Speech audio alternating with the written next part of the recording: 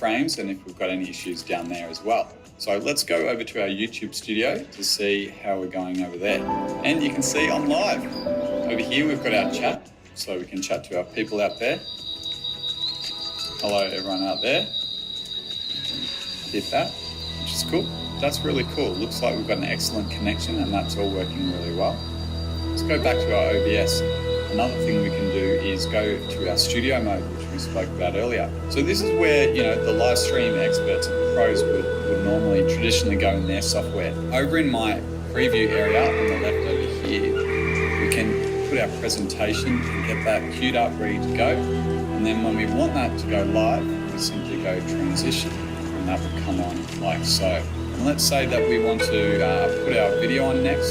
Again, we hit video and it's queued up over here on our preview screen. And then when we hit transition, when we're ready to go, hit that, it's moved on in, and the video is playing.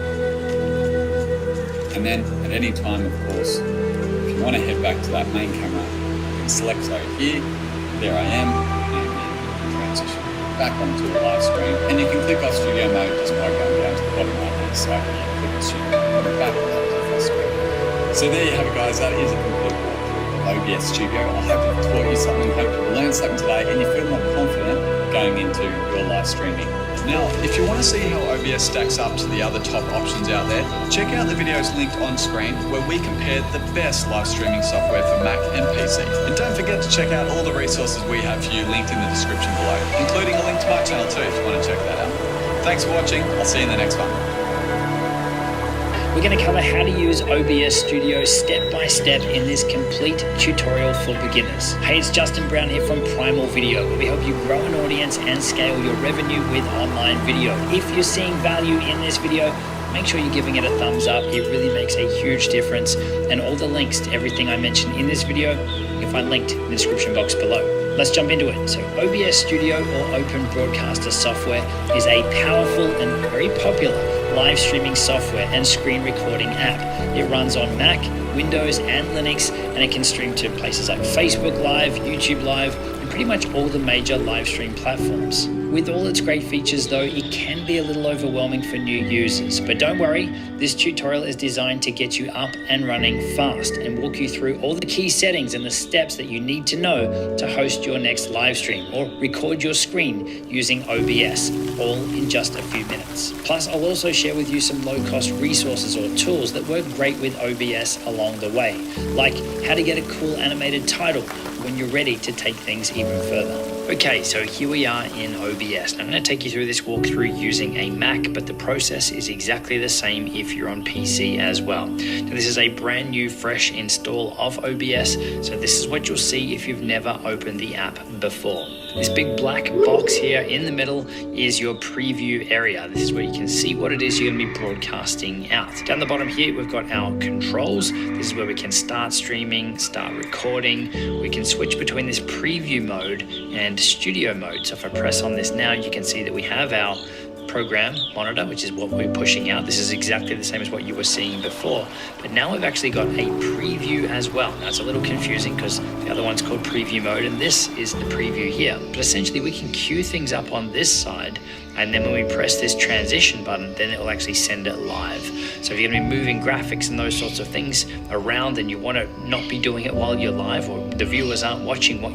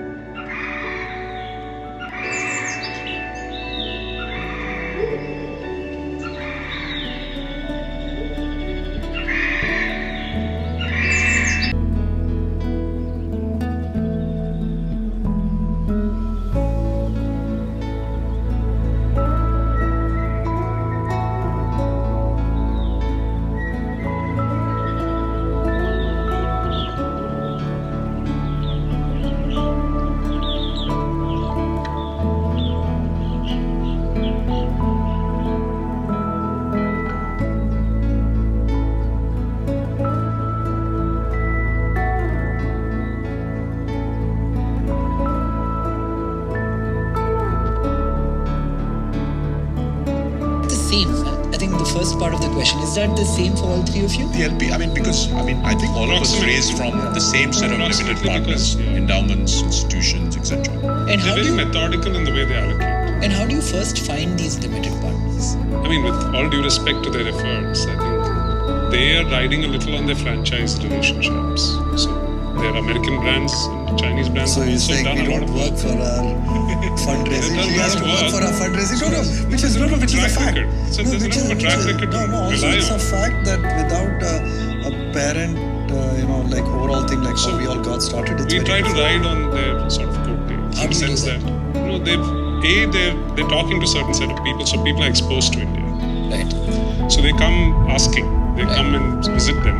Right. And they say, hey, tell us who else is emerging. Right. So Prashant will be kind enough to make 3 introductions and say, you should meet these blooms. But I'm saying referrals play a huge part in this. Absolutely. Yeah. It's about trust. Yeah.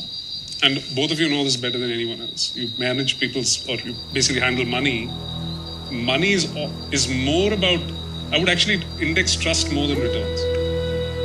See, because for a lot of them, India is something they're kind of starting like a 20, 30-year journey. I mean, that's how long these institutions think. Because of the events around leakages in compliance and governance in India recently, Yeah. the trust that all of you worked so hard to build over the last 10 years, 20 years, I'm talking about that trust which went from 0 to 80 has Yeah. come down to what number now? No, I don't know whether trust has come down. FTX. That Okay, it's trust like which 10 went from times. 0 to 80 has You come look at FTX. You look at this doesn't happen only in India, right? I mean, I know it's happened to us, and obviously we should collectively do a lot more to make sure that we mature the ecosystem that we may be. But if you're a global investor, FTX was 10 billion, right? Total value lost was 10 billion, not what the venture capitalists lost. Right. We are yet to see one, and that's one of several that have happened. So it's not and because these LPs have a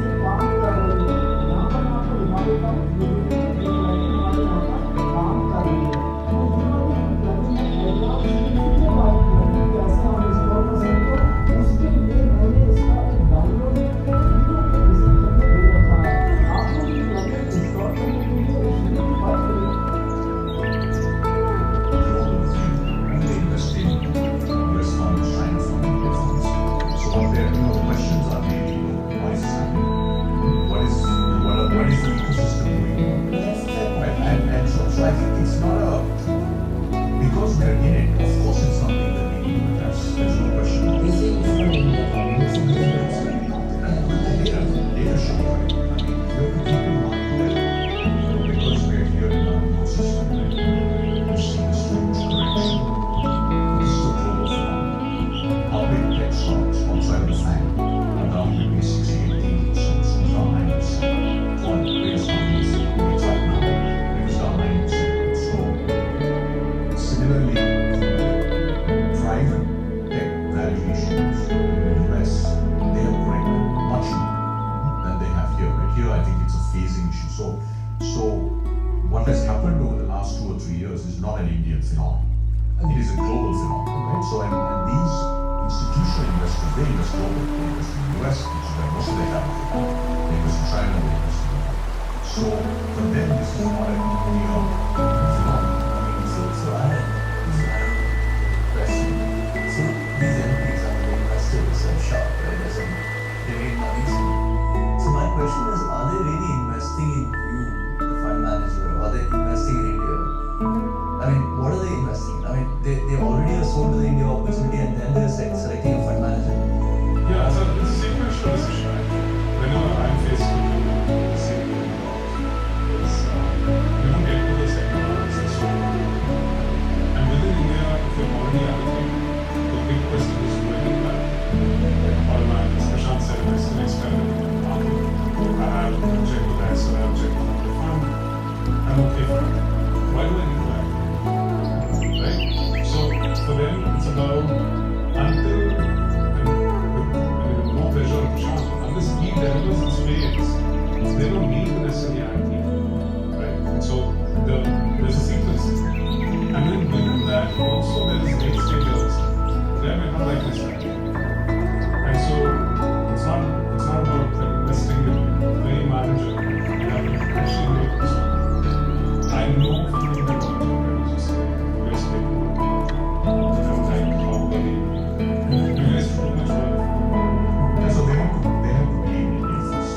That And was then I think once you decide that, then you decide to go the best fund managers that you want to invest in that. And then I look at the spectrum of Early stage.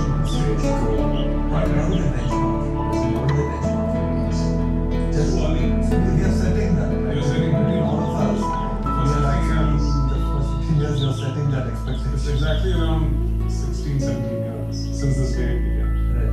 I think most people wrote off the pre-2005 wave. So essentially the resets happened in 05, 06. So almost all the top 10, 15 funds that you see would have been balled out there. And then another wave in 11, another wave in 15, now another wave in 18, 20. So managers are being built that way. So the new manager will be judged on the back of are you doing as well as the old manager. Is there tax arbitrage there? If your global money coming into India, do you pay lesser tax than Indian money investing in India? Actually, to your point, there isn't a tax up. Everybody pays the same taxes. It's only certain global sovereign funds which have a double tax treaty equivalent, so they don't have to pay the taxes. But everybody has. So for instance, let's say we take and speak 15 with a 19 IPOs. Domestic market IPO is the same. Domestic AIF, whether it's us, pay tax. There's no difference. So the only reason they pool outside the country is because they don't want to pay the tax themselves. So we deduct and send if you're an international investor. So there's no tax filings for it. So the tax treatment is the same. But that's a good segue into the first topic when we're talking about venture capital. I think we should distinguish what is venture capital, what is PE, what is angel investment. I keep joking the only person responsible for angel investing is your spouse. Okay? So there's no institutional responsibility. It's your money. When I was doing research around starting Blue, the US had 300,000 registered angels. So I feel like 95% of them are like part-time, pastime. So they have made money as entrepreneurs or WPD or as professionals, and they like to help out some. So it could be the colleagues, friends, children who are, that's also angel investing. Then they join networks. But 5% of them become sort of professional angels. They actually think they can make money off this. what is the quantum which you would say is angel? Like if I'm investing 10 lakh rupees in a company, Sadly, in India now people are using 1 lakh various mechanisms. I find it super dangerous. so what is the upper limit of angel? I've seen people who are Wonderful question. yeah. So let's say that is the peak that we would categorize as angel investing. From 0 to 100. That is characteristic of the person who didn't want to when we started angel groups used to get 5 lakhs, 10 lakhs. Now it's got so democratized that people actually are paying 12 fees and lakhs in a syndicate of 2 crores. It's good and bad. Diversifying somebody's capital at that stage, but I don't think that will do this. So I have many friends who do angel investing. Hundreds of companies carry check sizes. Would we all say that the odds of making a return net is least in angel investing? Is that easiest? Least. Hardest. I think 90% do pretty badly. From what I remember, in the stocks market. 90% of angel investors lose money. Not lose maybe, but the return will be better. But isn't it a macro to be influenced? Doesn't make it much, right? Yeah, I don't think we can get specifics here. If you add all the angel advisors, It's understood. Today, you come to Prashant, Raj and me, and they're really that good because $1 million. That's a test. Why would it not change? Why would she not change? so I'm not talking about those 1-2 exceptional angels who have a distribution network by virtue of fame. I'm talking about anybody investing 1 lakh up to 1-2 crores. I'm adding all the deals that never get. No, that's what the thing is. I think as an Indian investor, the best course is to invest in something where your value is not money. Because if it's only money, there's going to be VCs But and you're talking about professional age. But you're talking But about you're right. exception to the rule. 95% will be mediocre, Yeah. 5% well, of which I think 5% are legendary. And I would even go further to say, if your objective is to make returns, you should not be an angel investor. My perspective in all of this is to talk about making a return. Yeah. This is not about learning about the ecosystem. We all do that. Like sometimes we play a certain game, goes away to make money, and then we say to learn about each other, team building, all of that. This is not one of those things. Yeah, so I think if your objective is to make return, you don't need to invest. Unless you really know what you're doing, deeply networked, and you can add tremendous value. It's not a right. Well, I'll qualify it, so that I don't want to make it look like angel investing in general. See, if you have a sectoral experience, let's say you are from the FMCG industry, you understand retail very well, you understand how brands work very well, you've been HUL for 15 to 20 years, right? I think so I think it depends on who the angel investor is. And then you have to add value. I'm not saying that. If I'm Sachin Tendulkar and I know I'm Sachin, I should be playing cricket and I will do very well. I'm saying if the city has 100 people as a population of the city, if all 100 play cricket, what is the odds of it? If you want to angel invest, right, and you want to do it for returns as opposed to give back or just want to take entrepreneurs, then I think to Prashant's point, we should really figure out how will you add value. Right? So in the case he mentioned, you should be investing in consumer brands where you can add a lot of value. Over time, your reputation builds. Who am I? The founder, because he gets early, like access and like Kickstart, which otherwise for him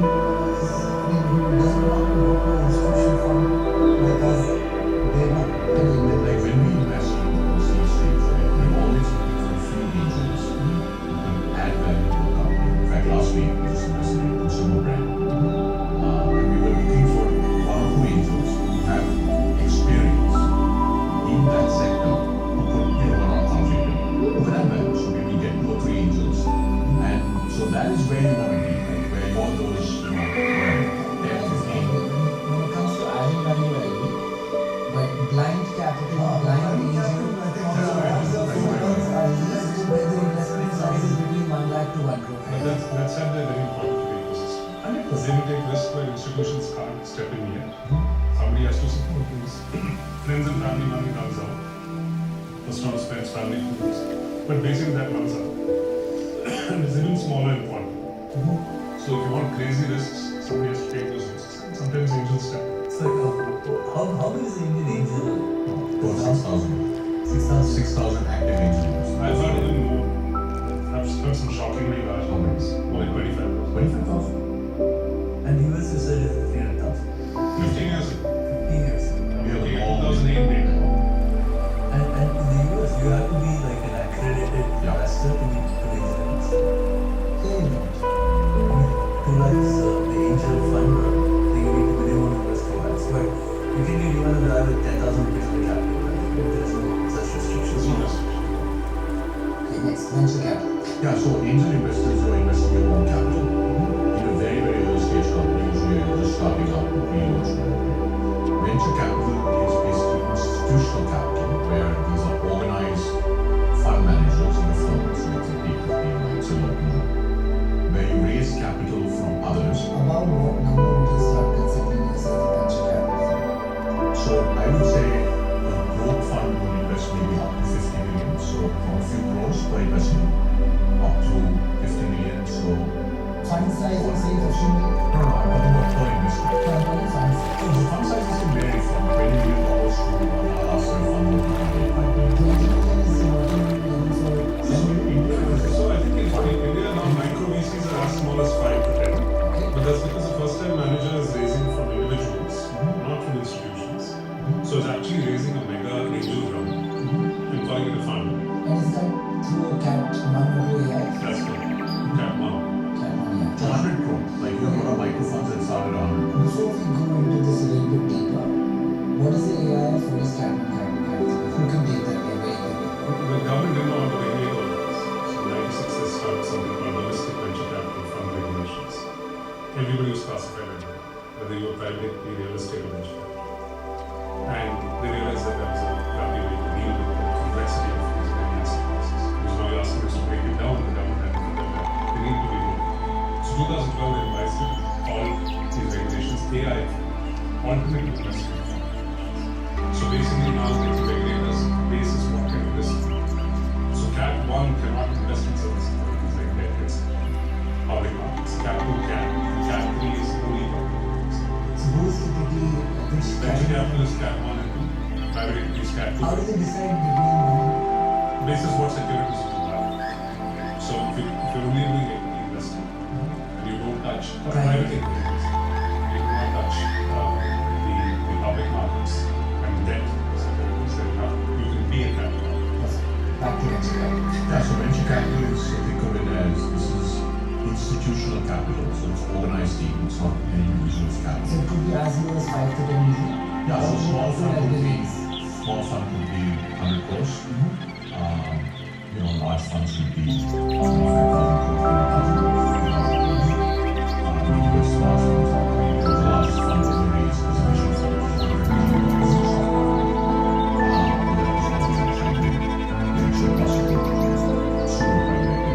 So the ways in which we think about it is venture capital, organized institutional capital, that helps you get off the ground. So for a number of reasons, could be the 2 to 3 crores that you need to get your company off the ground.